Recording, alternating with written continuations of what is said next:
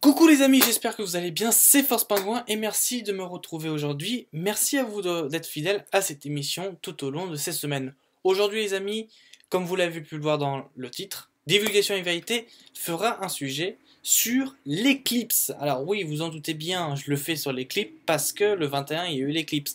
Et aussi pour compléter le Divulgation et Vérité de Selene et Gaïa. Faut bien l'admettre. Donc du coup, je vais vous parler en fait de l'éclipse, comment ça se passe.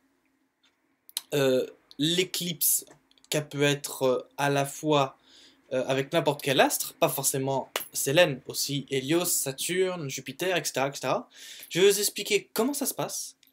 Et aussi, je vais vous dire après, à la fin, combien d'éclipses attendons-nous pour les prochaines années. Voilà. Et surtout les dates, très importantes. Donc aujourd'hui les amis, je vais vous parler de l'éclipse avec son mot naturel, juste comme ça. Vraiment, c'est l'éclipse, pour signifier clairement la chose, c'est très simplement une occultation d'une lumière ou d'une source de lumière pour et par un objet physique.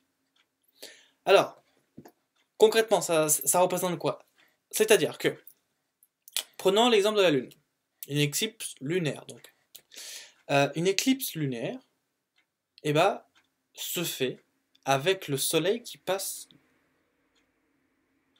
enfin, pas forcément le soleil, mais un astre qui passe devant la Lune, et qui après repasse. Une éclipse solaire qui est très très répandue, c'est la Lune, puisque nous sommes le plus proche, mais ça peut être aussi une autre planète, bien sûr. Mais le plus courant est la Lune, qui passe devant, qui remplit le rond de Hélios, et puis ensuite, il continue son chemin et remet le voile de lumière. Voilà.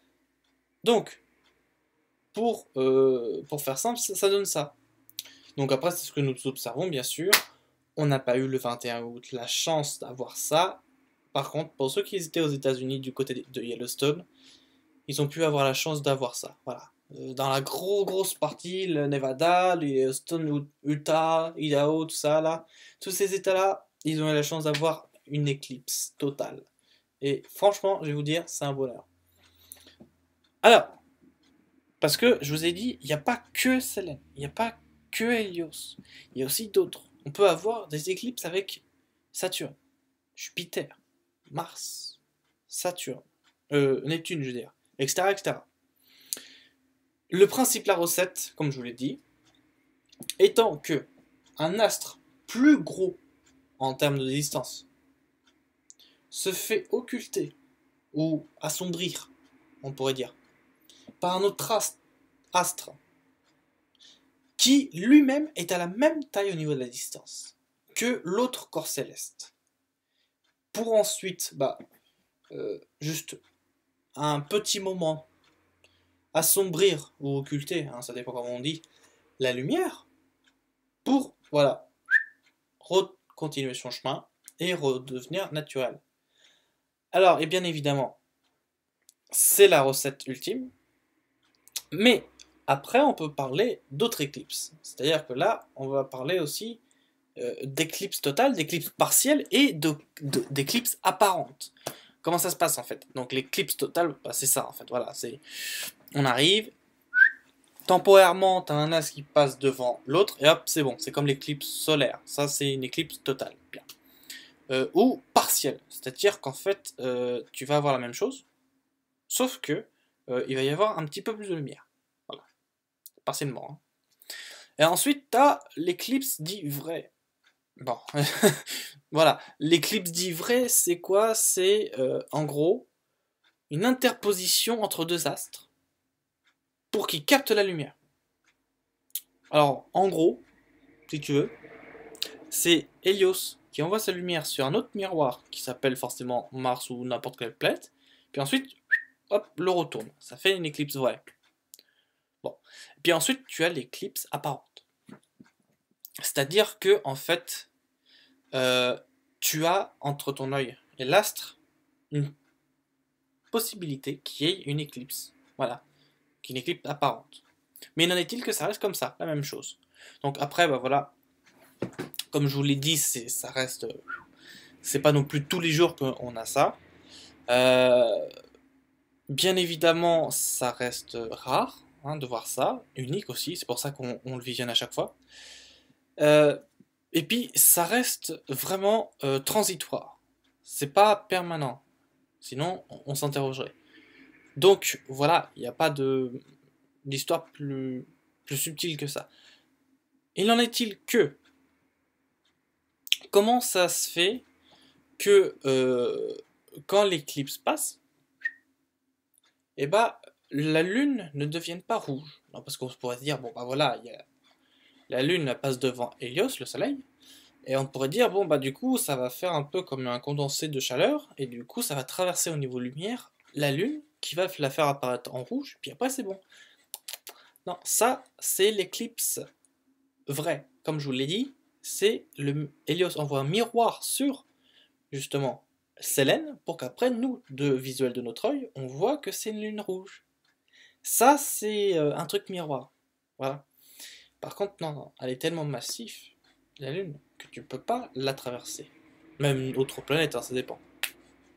Enfin voilà, c'était quand même pour clarifier ça. C'est la Lune rouge est par miroir de lumière, mais n'est pas du tout par l'éclipse en lui-même. Ça, c'est faux. Voilà. Donc, précisément aussi, je tiens à préciser que il y a des cycles. Parce que bon, faut bien se l'avouer, c'est pas tous les jours. Et puis, comment calculer ça aussi hein. C'est aussi un peu le problème et souvent la question qu'on se pose. Comment on peut calculer une éclipse qui va se produire telle date, et telle date, et telle date, et surtout à telle heure quoi. Et ben c'est simple. En gros, annuellement, il peut se passer 4 à 7 éclipses. Donc en gros, c'est pas forcément la Lune et le Soleil, mais c'est deux astres hein, voilà, qui font la même recette. 4 à 7 éclipses par an. Ok Sachant que dans tout ça, entre chaque éclipse, il y a un intervalle de 173 jours, soit à peu près une demi-année. Donc, le 21 août, plus 173, t'arrives en 2018 bien sûr, qui est ailleurs, mais qui est là. C'est un cycle. Puis ensuite, mais ça reste des groupes, parce que c'est plusieurs. Okay puis ensuite de ça, il y a d'autres choses qu'on appelle par exemple des saisons d'éclipses. C'est-à-dire que tu arrives un été, hop, tu as plus d'éclipses que toutes les autres saisons réunies. Donc, c'est la même recette à chaque fois, sauf que là, les planètes sont alignées telles avec le Soleil que ça te enchaîne les éclipses. Voilà. On ne parle pas forcément de la Terre avec la Lune, ou de la Lune, Soleil, ou autre chose. On peut parler aussi Jupiter, Mars, Neptune, tous ces trucs-là. Ou même entre Jupiter et Saturne, ou entre Saturne et Mars, ou un truc comme ça, voilà. Donc, c'était pour bien mettre au clair tout ça. Alors, justement, je vais vous dire, très clairement, quelles sont les prochaines dates. Les prochaines dates étant le 2 juillet 2019. Ça, c'est pour l'Amérique latine. Ensuite, le 14 décembre 2020. Toujours dans le même continent, Amérique du Sud, Amérique latine. Puis ensuite, après ça, tu as le 4 décembre 2021, une éclipse en Antarctique. Bon là, pour le coup, il faut traverser le bateau à Ushuaia. Mais tu en as. Ensuite, ça c'est des éclipses solaires totales, ce que je t'ai donné. Là, je vais te donner les éclipses partielles en France. Ok ? Donc, 10 juin 2021, 25 octobre 2022. Je ne peux pas te dire où exactement, mais c'est la France, elle est petite par rapport à... Tu comprends qu'on n'est pas non plus les États-Unis. Hein. C'est petit le pays. Donc ça va faire complètement.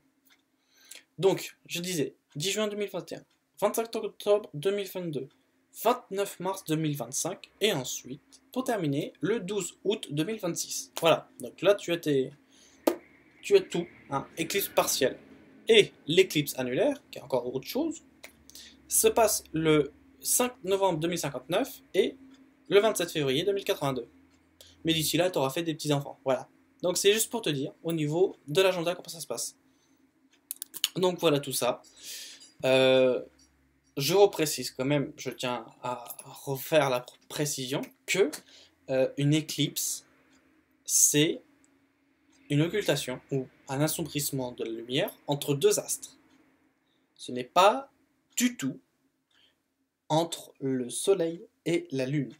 Ça, c'est une éclipse solaire. Quand le soleil se fait occulter ou assombrir par la lune, ça s'appelle une éclipse solaire. L'inverse étant une éclipse lunaire. Idem pour Saturne qui se fait occulter par Mercure. C'est une éclipse saturnienne. Etc. etc. Voilà. Je préfère repréciser au cas où que peut-être il n'y a pas forcément des personnes qui comprennent tout de suite, mais à répétition ils comprennent. Voilà. C'était juste pour clarifier la chose. Donc voilà un peu tout ça, tous ces éclipses-là aussi. Ah oui, j'ai oublié, juste avant de quitter. J'ai oublié de vous dire que une éclipse, eh ben, c'est fort en puissance, en énergie. Pourquoi? Parce que déjà, et puis ensuite il faut faire attention à l'œil aussi. Comme c'est des éclipses solaires, il faut faire attention aux yeux. Mettre des lunettes exprès. Prenez vos précautions. Aussi, je tiens à vous dire que, comme on vous l'a dit, hein, dans Divulgation et Vérité, Célène et Gaïa, ou dans plein d'autres, mais qui n'ont pas forcément le mot précis, tout corps ou entité vivante a son énergie. Donc, quand il y a des éclipses, il y a une double énergie, double puissance.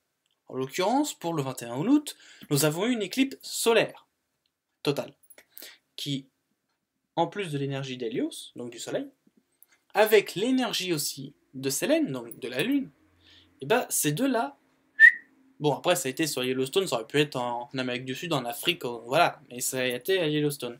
Ça a envoyé deux influences énergétiques énormes sur une seule et même place. Puis aussi un peu partiellement, bien sûr, moindre par rapport à Yellowstone, mais aussi sur la planète. Donc c'est vous dire la puissance qu'il y a quand vous avez une éclipse. Pour faire des limitations, c'est bien. Pour récupérer de l'énergie, c'est bien aussi. Et aussi pour la transmuter. La changer positif ou négatif. Voilà, c'est largement faisable. Largement. Donc, et puis, il ne faut pas oublier que tout est énergie. Donc, que ce soit une éclipse, que ce soit même une lune rouge, que ce soit un croissant de lune, la lumière, même qui est petit dans la caverne là, du soleil, ça reste une énergie. Donc, prenez l'énergie dont vous avez besoin. Divulgation et vérité, le prana, tout est expliqué dedans. Voilà. Sur ce, les amis, je vous remercie d'avoir écouté ce Divulgation et vérité. On se retrouve à la prochaine fois pour un nouveau Divulgation et vérité. Et le sujet, pas forcément connu, mais ça va arriver très vite. Je vous dis bonne journée à vous, bonne agréable soirée ou matinée, peu importe où vous êtes dans le monde, et surtout, je vous dis à la prochaine dans une autre vidéo. Salut tout le monde, bye bye.